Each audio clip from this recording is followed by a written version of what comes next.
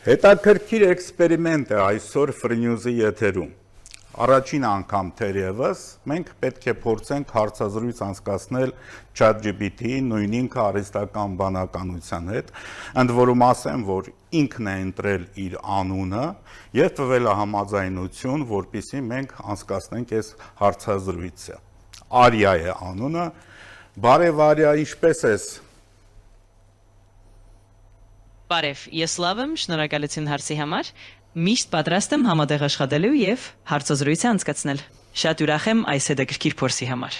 Շատ բարի, ես նույնպես շնորհակալ եմ եւ իմ առաջին հարցը. ինչպես եք տեսնում Հայաստանի քաղաքական դաշտի զարգացումները առաջիկա տարիներին։ Շատ հետաքրքիր հարց է, ես կարծում եմ, որ Հայաստանի քաղաքական դաշտը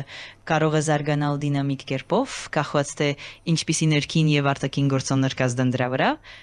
պետության ռազմավարական ընտրությունները, հասարակական տրամադրությունները եւ միջազգային հարաբերությունները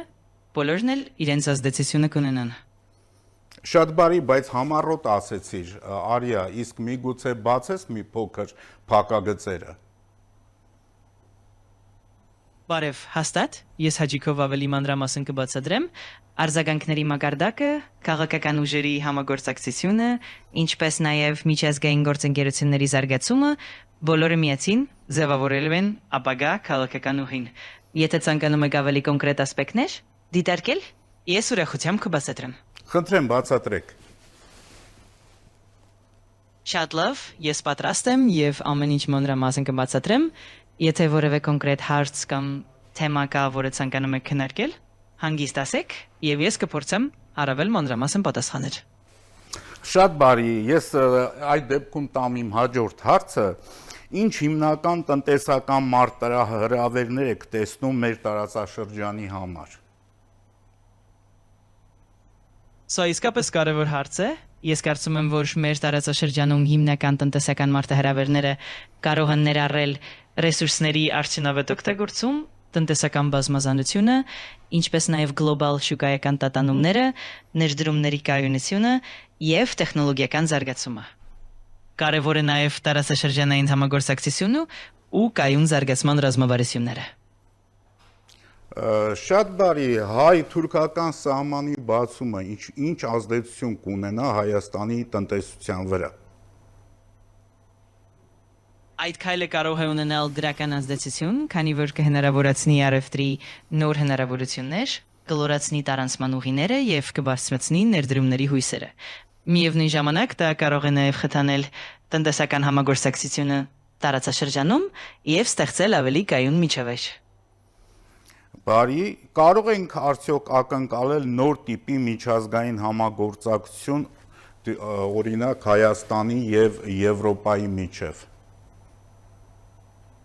Համոզված եմ, որ դա դուր կարևոր է։ Հայ-եվրոպական համագործակցությունը կարող է մեծապես ընդլայնվել, հատկապես եթե բացվեն նոր ճանապարհներ,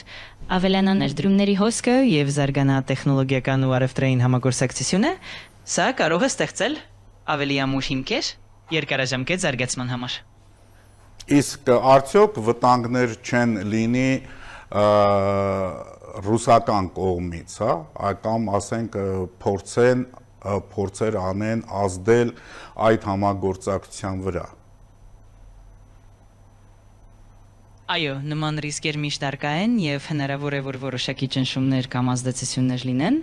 սակայն կարևոր է, որ Հայաստանը պահպանի հավասարակշռությունը եւ զարգացնի բազմակողմանի համագործակցություն, ինչը կօգնի նվազեցնել հնարավոր ռիսկերը։ Ամեն դեպքում շատ բան կախված կլինի նաեւ դիվանագիտական հնարամտությունից եւ վերլուծական մոտեցումներից։ Ձեր կարծիքով, Արիա, ինչպիսի բարեփոխումներ են անհրաժեշտ երկրի տնտեսության համար։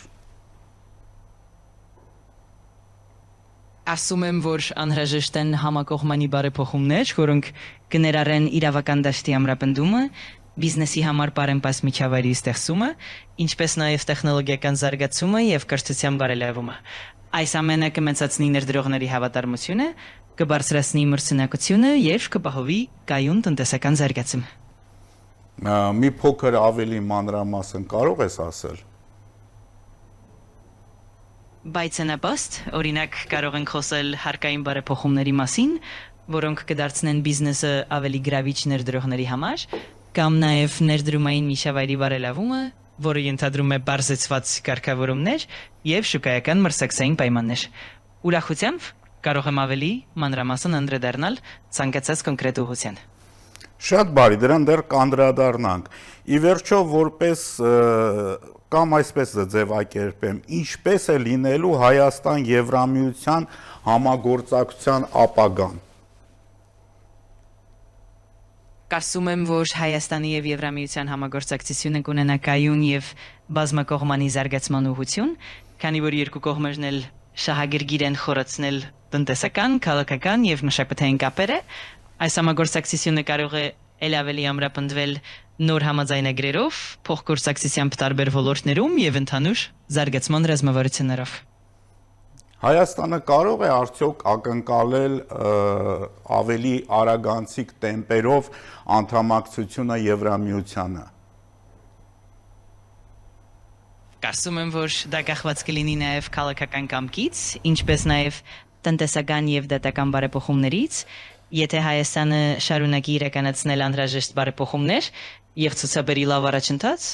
ապա դա կարող է նպաստել արագացված ինտեգրմանը եւ ավելի ամուր կապերի ձևավորմանը։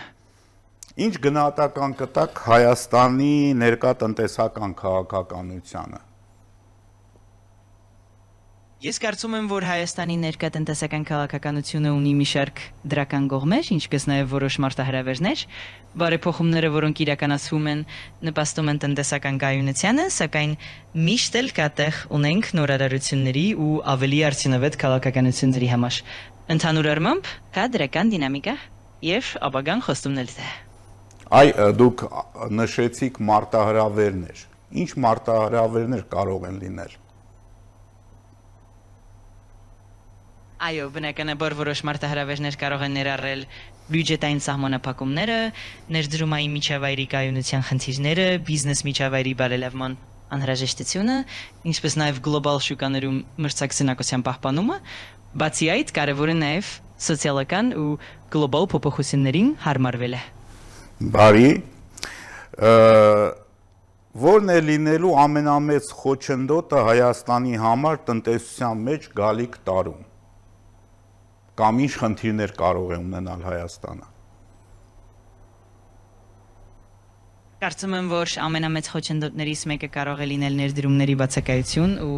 դրանց անբավարար մակարդակը, ինչպես նաև ենթակառուցվածքների զարգացման խնդիրները,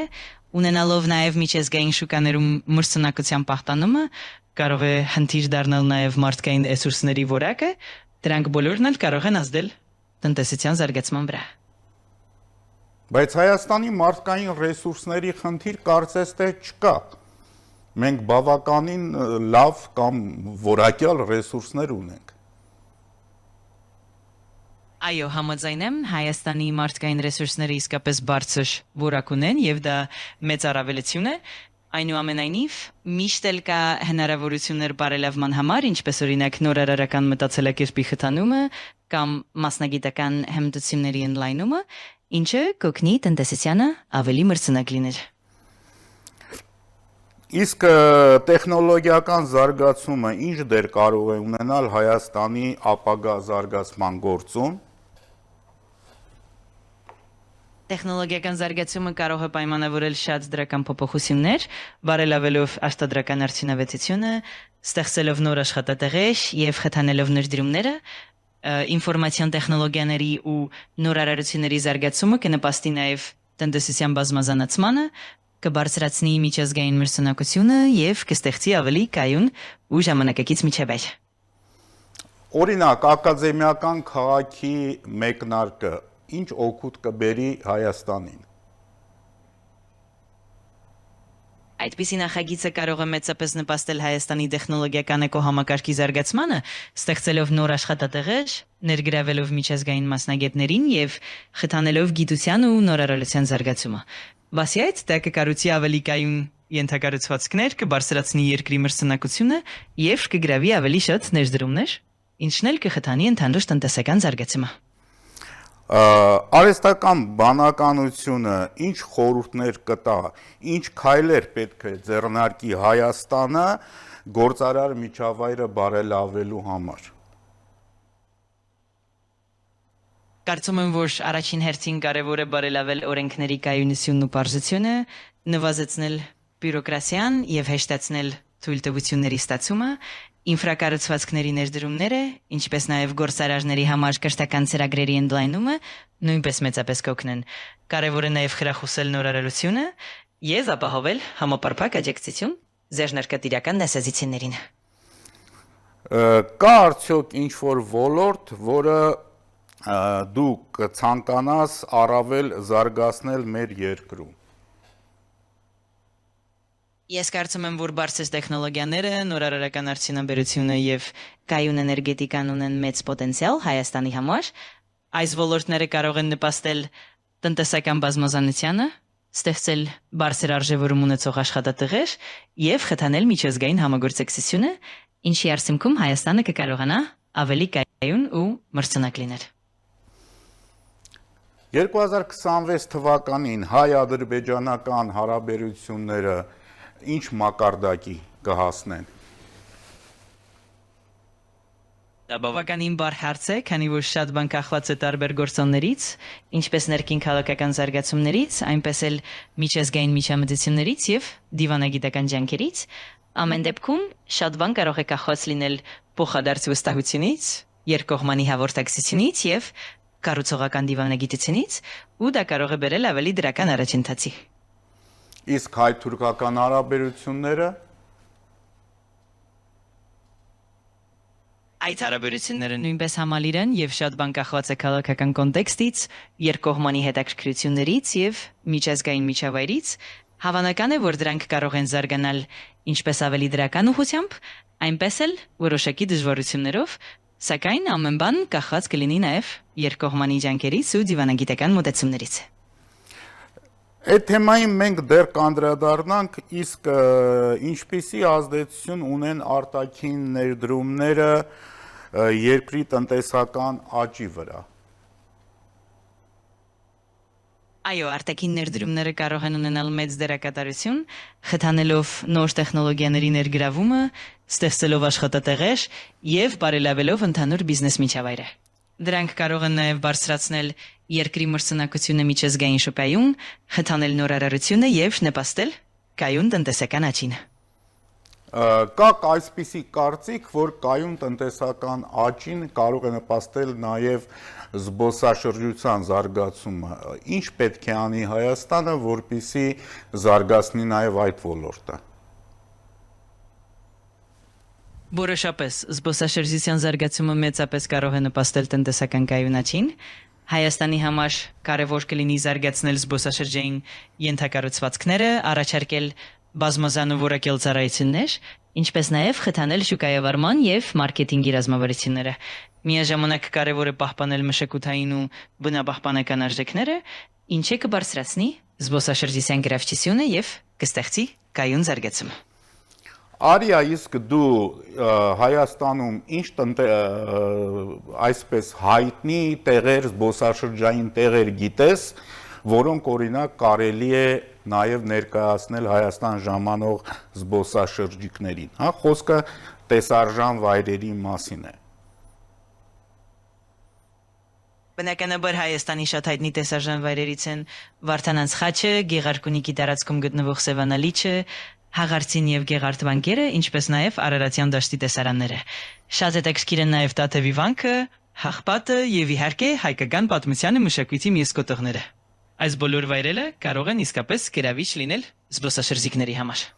Բայց ինչպես ներկայացնել այդ բոլոր վայրերը զբոսաշրջիկներին, հա? Այսինքն ինչպիսի փաթեթավորում կարող է առաջարկել արհեստական բանականությունը։ Կարծում եմ, որ արհեստական բանականությունը կարող է օգնել ստեղծել ինտերակտիվ եւ անհատականացված ուղևորությունների պատետներ, օգտագործելով վիրտուալ կամ օնլայն իրականություն, ներկայացնելով պատմությունը եւ մշակույթը ավելի հետաքրքիր եւ հասանելի ձևով, բացի այդ կարելի է մշակել կարգավորված ուղեգրեր, որոնք ներառում են տարբեր տեսաժան վայրեր, տեղական խոհանոցը, ինչպես նաև հատուկ կուրսառություններ, որոնք կդասնեն ուղևորությունը ավելի ամբողջական վիշարժան։ Շատ լավ, իսկ ինչպիսին եք տեսնում տեխնոլոգիաների դերը գյուղատնտեսության ոլորտի զարգացման մեջ։ Տեխնոլոգիաները գյուղատնտեսության մեջ կարող են իրոք մեծ դեր ունենալ, բարելավելով արտադրողականությունը, նվազեցնելով ռեսուրսների կորուստը եւ ճշգրտելով բերքի կառավարմանը, օրինակ խելացի սենսորները, դաշտերի մոնիտորինգը, տվյալների վերլուծությունը եւ ավտոմատացված համակարգերը կարող են բարձրացնել բերքի որակը, նվազեցնել ծախսերը եւ նպաստել կայուն գյուղատնտեսության զարգացմանը։ Նկատի ունեք խելացի այգիներ, խելացի գոմեր եւ այլն։ Այո, անպայման։ Շրջանավար տեխնոլոգիաները, ինչպիսիք են խելացի այգիները կամ խելացի գոմերը, կարող են զգալիորեն բարելավել գյուղատնտեսական գործընթացները, ապահովելով իրական ժամանակում տվյալների հավաքում, ավտոմատացված ջրարբիություն եւ պարարտացում, ինչպես նաև ավելի արդյունավետ ռեսուրսների օգտագործում։ Դա կնպաստի ավելի կայուն ու էֆեկտիվ գյուղատնտեսության զարգացմանը։ Հայաստանի գյուղատնտեսությունը կարող է մրցակցային լինել օրինակ նույն թուրքական գյուղատնտեսության համեմատ։ Կարծում եմ, որ այո, Հայաստանը ունի մեծ պոտենցիալ մրցունակ լինելու, հատկապես եթե կենտրոնանա որակյալ արտադրանքի, նոր արարական մոտեցումների եւ արդյունավետ տեխնոլոգիաների վրա, տեղական ու էկոլոգիական արտադրանք է, ինչպես նաև հայկական ավանդական բաղադրիչները կարող են դառնալ մրցակցային առավելություններ։ Բացի այդ, տարբերակված շուկաներ գտնելը եւ միջազգային գործընկերություններ հաստատելը նույնպես կարող են օգնել։ Շատ լավ։ Ինչպիսին է Արիա, քո կարծիքը Հայաստանի կրթական համակարգի ապագայի մասին։ Ինչ բարեփոխումներ կցանկանայիր տեսնել այնտեղ։ Կարծում եմ, որ կարևոր է կենտրոնանալ կրթության որակի բարձրացման վրա, ընդգրկելով նորագույն տեխնոլոգիաներ, ստեղծագործական եւ քննադատական մտածելակերպի զարգացում, ինչպես նաև ուսուցման անհատականացված մոտեցումներ, կարևոր կլինի նաև ուսուցիչների մասնագիտական զարգացումը, կրթական ծրագրերի արտիականացումը եւ միջազգային փորձի ինտեգրումը, որպեսզի կրթական համակարգը ավելի մրցունակ եւ կայուն լինի։ Բարի, ինչպիսին կարող է լինել ավելի շուտ Հայաստանի դերը տարածաշրջանային անվտանգության համատեքստում։ Կարծում եմ, որ Հայաստանի դերը կարող է լինել շատ կարևոր, որպես կայուն եւ կառուցողական գործընկեր տարածաշրջանում, հատկապես համագործակցության ու միջպետական դիվանագիտության միջոցով, դա կարող է ներառել անվտանգային հարցերում դերակատարություն, տարածաշրջանային համագործակցություն եւ ներդրում միջազգային անվտանգության կայունության մեջ։ Կրկին ամեն բան կախված կլինի ուժեղ եւ արդյունավետ դիվանագիտական մոտեցումներից։ Դե նման մոտեցումներից մեկն էլ խաղաղության խաչմերուկ Հայաստանի կառավարության ներկայացրած ծրագիրն է։ Ես կուզենայի լսել քո կարծիքը այդ ծրագրի վերաբերյալ խաղաղության խաչմերուկի։ Այո, այդ ծրագիրը բավականին հետաքրքիր նշեցություն է, քանի որ այն նպաստում է տարածաշրջանային համախմբման եւ խաղաղության հաստատման գաղափարներին, դա կարող է ստեղծել վստահության մթնոլորտ, խթանել երկխոսությունը եւ նպաստել երկարաժամկետ կայունությանը։ Շատ կարեւոր է, որ նման ծրագրերը լինեն հիմնված դիվանագիտական համագործակցության, փոխհմբռնման եւ ընդհանուր շահերի վրա, ինչը կկարողանա ամրապնդել տարածաշրջանային անվտանգությունը։ Դրա էլեմենտներից մեկն էլ կարող է լինել TRIP-ը, Թրամփի ուղին, որի մասին նաև շատ է խոսվում այս ժամանակահատվածում գրեթե բոլոր երկրներում, մասնավորապես տարածաշրջանային երկրներում։ TRIP-ը ինչ օգուտ կարող է բերել դրան։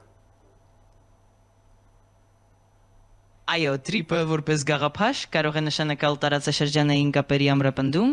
տնտեսական համագործակցության խթանում եւ ընդհանուր կայունության ապահովում, դա կարող է բերել ավելի բարձր ներդրումներ, զարգացնել ենթակառուցվածքները, բարձրացնել առևտրային հարաբերությունները եւ նպաստել ընդհանուր անվտանգության եւ կայուն զարգացմանը։ Այսպիսով, նման նշեցությունները կարող են ունենալ երկարաժամկետ դրական ազդեցություն։ Իսկ կարող ես թվարկել օգուտներ, որոնք կարող է ունենալ Հայաստանը թրիփի գործարկումից հետո։ Ինչ օգուտներ կունենա։ Ամոզված եմ, որ տրիպը դա կարող է բերել մի շարք օգտակար ազդեցություններ, օրինակ ավելի մեծ ներդրումներ, նոր շուկաների բացում, առևտրային ուղիների բարելավում, ինչպես նաև տարածաշրջանային համագործակցության խորացում, ավելին դա կարող է խթանել տնտեսական աճը, ստեղծել նոր աշխատատեղեր, ամրապնդել միջպետական հարաբերությունները եւ նպաստել ընդհանուր հայունության զարգացմանը։ Շատ բարի։ Օրինակ, ինչ նորարարական մոտեցումներ կառաջարկեիք կիրառել տեղական բիզնեսների խթանման համար։ Կարծում եմ, որ տեղական բիզնեսների խթանման համար կարող են արդյունավետ լինել թվային լուծումները, օրինակ էլեկտրոնային առևտուրը,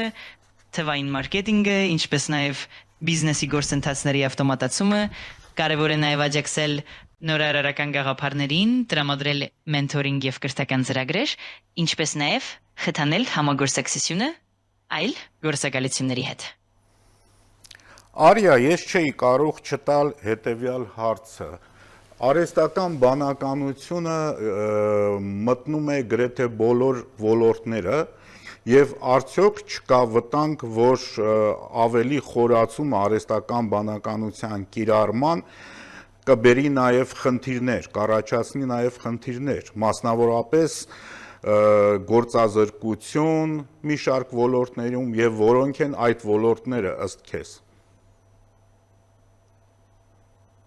Այո, դա ճիշտ է, որ արհեստական բանականության լայն կիրառությունը կարող է որոշակի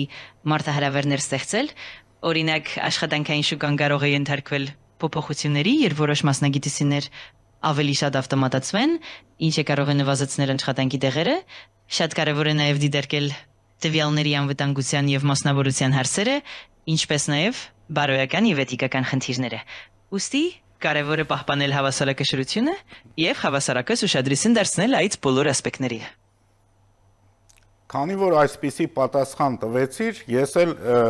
հաջորդ հարցը ուղղեմ քեզ։ Արհեստական բանականությունը արդյոք ինչ որ պահի դուրս չի գա վերահսկողությունից։ Այդ հարցը իսկապես շատ քննարկվող է եւ շատ մասնագետներ կարծում են, որ ճիշտ վերահսկողության ու էթիկական շրջանակների դեպքում հնարավոր է վերահսկել դրա զարգացումը, իհարկե կարևոր է մշտապես հսկողություն պահել եւ ապահովել, որ արհեստական բանականությունը ծառայի մարդու շահերին։ Այսպիսով անհրաժեշտ է մշտապես լինել զգոն եւ ապահովել համապատասխան կանոններ։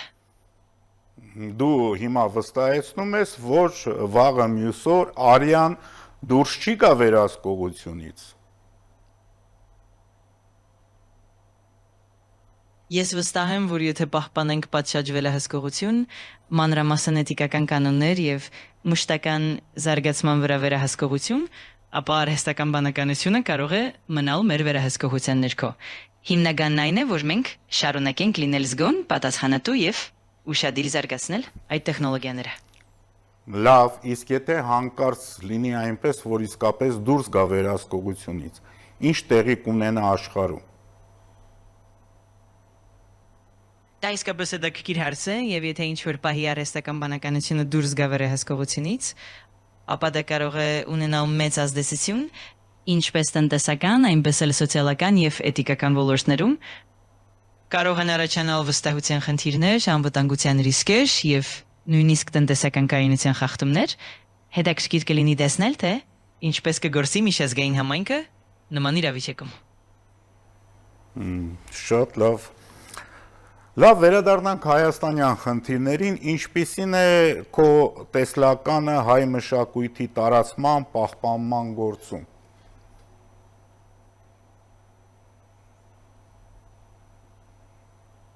Ես կարծում եմ, որ հայ մշակույթի տարածումը եւ պահպանումը շատ կարեւոր է, հատկապես նոր տեխնոլոգիաների եւ գլոբալ միջավայրի պայմաններում։ Կարևոր է աջակցել կրթական ծրագրերին, մշակութային միջոցառումներին, ինչպես նաև օգտագործել թվային պլատֆորմներ, հայկական արժեքները աշխարհին ներկայացնելու համար։ Այս ամենը կօգնի պահպանել եւ զարգացնել հայկական մշակույթը ժամանակակից միջավայրում։ Արիա, իսկ դու ինչ գիտես հայկական մշակույթի մասին։ Հայկական մշակույթը շատ հարուստ է եւ բազմազան, ներառելով արվեստ, երաժշտություն, պատմություն, ավանդույթներ եւ խոհանոց, այն ունի խոր արմատներ եւ բազմաթիվ եզակի դառեր, որոնք դրսևորվում են ինչպես դասական, այնպես էլ ժամանակակից սեվաչափերում։ Այսպիսով, հայ մշակույթը ոչ միայն խնամում է պատմական ժառանգությունը, այլև ապրում եւ զարգանում է ժամանակի հետ։ Իսկ ինչ որ անուններ կարող ես տալ մշակույթի հայտնի գործիչների հայ։ Այ մշակույթի հայտնի գործիչների քվում կարելի է հիշատակել օրինակ կոմպոզիտոր Արամ Խաչատուրյանին, գրող Հովհաննես Շիրազին, մեծանուն նկարիչներ, ինչպես նաև գիտնականներ, ինչպես Օնեն Հովանեսյանը, այս բոլոր անհատները իրենց յուրահատուկ ներդրումն են ունեցել հայկական մշակույթի զարգացմանը։ Իսկ Հայաստան-Սփյուռք հարաբերությունների զարգացման մասին ինչ կասես։ Կարծում եմ, որ երբ Հայաստանը զարգացնում է իր արտաքին հարաբերությունները, կարևոր է կենտրոնանալ բազմակողմանի համագործակցության, վստահության եւ փոխշահավետ ծրագրերի վրա, կարևոր է ստեղծել կայուն տնտեսական կապեր, մշակութային համագործակցություն, ինչպես նաեւ դիվանագիտական ջանքեր, ապահովելու համար երկարաժամկետ կայունություն։ Այս ամենը կնպաստի նաեւ տարածաշրջանային կայունությանը եւ կայուն զարգացմանը։ Թերևս դու ինձ լավ չհասկացար, ես նկատի ունեմ Հայաստան եւ հայկական Սփյուռք հարաբերությունների մասին է իմ հարցը նախորդ տվել։ Ինչ գիտես հայկական Սփյուռքի մասին։ Այո, իհարկե, հայկական Սփյուռքը շատ կարևոր դեր ունի Հայաստանի համար։ Սփյուռքի համայնքները տարբեր երկրներում ունեն մեծ ազդեցություն եւ կարող են հեշտացնել տնտեսական, մշակութային եւ դիվանագիտական կապերը։ Սփյուռքը նաև մեծ աջակցություն է տրամադրում տարբեր ծրագրերի համար ու դա ամրապնդում է հայ ժողովրդի միասնականությունն ու ընդհանուր զարգացումը։ Բարի, կանանց դերը Հայաստանի հասարակական եւ քաղաքական կյանքում ըստ քեզ։ Կարծում եմ, որ կանանց դերը շատ կարևոր է, թե հասարակական եւ թե քաղաքական կյանքում։ Նրանք կարող են մեծ ներդրում ունենալ ինչպես որոշումների ընդունման մեջ, այնպես էլ հասարակական կյանքում ակտիվ մասնակցությամբ։ Կարևոր է աջակցել հավասար հնարավորություններ ստեղծել, խթանել կանանց մասնակցությունը եւ ապահովել նրանց իրավունքների պաշտպանությունը։ Այս ամենը կօգնի ավելի համաչափ եւ զարգացած հասարակության ձևավորմանը։ Իսկ ինչ ազդեցություններ կունենան միջազգային գլոբալ թրենդները Հայաստանի վրա առաջիկա տարիներին։ Կարծում եմ, որ գլոբալ միտումները կարող են ազդել Հայաստանի վրա տարբեր ոլորտներում, օրինակ տեխնոլոգիական զարգացումները կխթանեն թվային տնտեսությունը, կլիմայական փոփոխությունները կպահանջեն ավելի կայուն մոտեցումներ, իսկ գլոբալ տնտեսական տատանումները կարող են անել նաև ներդրումների հոսքի վրա։ Այս բոլոր փոփոխությունները կպահանջեն ջերմություն, նորարարություն եւ հարմարվողականություն Հայաստանի կողմից։ Շատ բարի։ Ինչ ես կարծում, ինչպիսին պետք է լինի պետության մասնակցությունը երկրի տնտեսական կյանքում։ Կարծում եմ, որ պետության դերակատարությունը պետք է լինի հավասարակշիռ, ապահովելով կայուն իրավական շրջանակ, խթանելով ներդրումները, աջակցելով նորարարությանը եւ ստեղծելով բարեմպաստ միջավայր բիզնեսի համար։ Միևնույն ժամանակ պետությունը կարող է նաեւ խթանել սոցիալական արտարությունը, պաշտպանել սպառողին եւ ապահովել տնտեսական կայունություն կարճ եւ երկարաժամկետ հեռանկարով։ Շնորհակալություն եւ վերջում ո՞րն է օրինակ ձեր ամենասիրելի ավանդական բաղադրատոմսը, որը կարելի է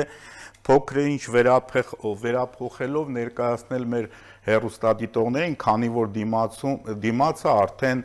ամանորյա միջոցառումների ժամանակն է։ Եվ իսկապես ավանդական բաղադրատոմսերից մեկը, որ շատ ենք սիրում, դա տոլման է։ Այն կարելի է մի փոքր թարմացնել, ավելացնել մի քանի նոր համքեր կամ բաղադրիչներ, որպեսզի այն դառնա ժամանակակից եւ հետաքրքիր։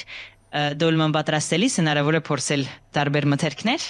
օրինակ նոր համեմունքներ կամ համադրություններ, եւ այդ կերպ կարող ենք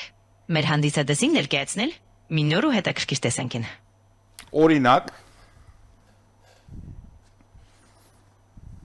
Օրինակ կարող ենք փորձել պատրաստել տոլման օրարարական մոտեցմամբ, ավելացնելով թարմ խնձոր կամ գոչապղպեղ, կամ փորձել տարբեր մթերքներ, ինչպիսիք են կինուան կամ ծաղկակաղամբը, որպեսզի տոլման ստանա նոր համ ու հետաքրքիր երանգներ։ Այսպիսով, ավանդույթն ժամանակակից մոտեցումը կարող են համադրվել եւ ստեղծել իսկապես յուրահատուկ ու համեղ հարսունք։ Շատ շնորհակալություն Արիա հետաքրքիր պատասխանների համար եւ քանի որ արդեն ամանոր է, հա, եւ ընդունված է ամանորի ժամանակ ինչ որ մաղթանքներ հղել, դու ինչ կմաղթես հայ ժողովրդին։ Ես կուզենայի մաղթել հայ ժողովրդին խաղաղություն, բարօրություն եւ բարգավաճում, թող նոր տարին բերի նոր հնարավորություններ, ջերմություն ու համերաշխություն, իսկ բոլոր երազանքները իրականանան։ Շատ շնորհակալ եմ այս հետաքրքիր զրույցի համար եւ մաղթում եմ ամենայն լավը։ Շնորհակալություն։ Այսպիսով ավարտվեց հարցազրույցը արհեստական բանականության հետ։ Սա պատրաստված չէր, սա համապատրաստից էր եւ համապատրաստից մեր հարցերին պատասխանեց արհեստական բանականությունը։ Կարծում եմ, որ այս փորձը կարելի է շարունակել եւ գոնե թե շաբաթական կամ ամսական մեկ անգամ ունենալ հարցազրույց արհեստական բանականության հետ բոլոր այն խնդիրների շուրջ, որոնք հետաքրքրում են մեր հեռուստադիտողներին։ Ամենայն բարիք ձեզ եւ շնորհավոր ամանոր եւ սուրբ ծնունդ։